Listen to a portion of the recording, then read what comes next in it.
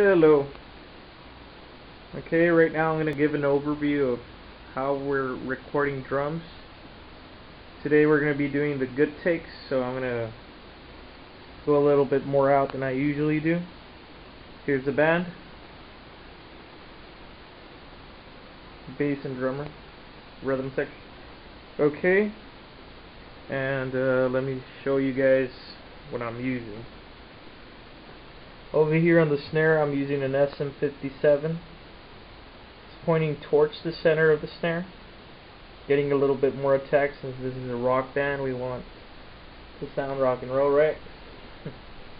And over here on the right tom, audience perspective, we have another SM57. It's also pointing towards the center of the drum, kind of like a broad overview of everything. Well, all the drum. Over here on the floor tom, it's a 14-inch floor tom. We are using a PL33, and it's, as you can see, it's kind of on an angle, pointing away from the ride, so it doesn't get much bleed from the ride. Okay. On the hi-hat we have a pencil condenser, and same principle, it's pointing away from the snare, so it doesn't get as much bleed from the snare. On the right we have another pencil condenser, and it's pointing where it captures a lot of the ride, bell and tech. See?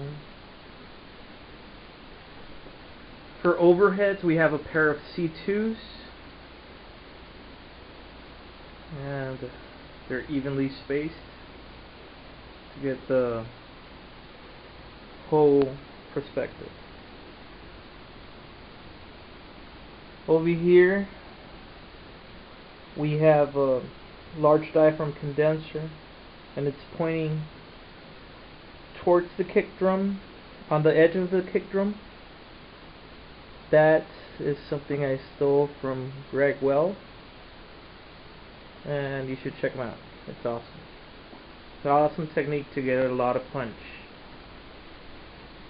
Inside the kick we have a Beta 52A. Can't really see it, but it's pointing towards the beater, so you get a lot of attack. But that mic also gets a lot of low end. It's a badass mic. Over here outside the kick we have kind of a room drum mic, and it's a ribbon mic. It's a Cascade phatt head, and it should get a lot of low end and fatness. As soon as we get the drums taken, I'll post up a video so you guys can kind of see what we're doing and how it sounds.